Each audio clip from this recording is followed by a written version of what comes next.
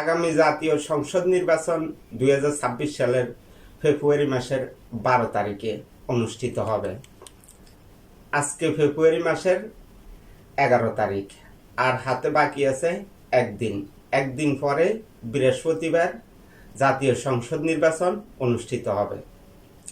ইতিমধ্যে দেখা যাইতেছে সোশ্যাল মিডিয়াতে জামাতের নেতা কর্মীরা ভোট কেনার জন্য গিয়ে প্রশাসনের হাতে ধরা পড়েছে, বাংলাদেশের জনগণের হাতে ধরা পড়েছে।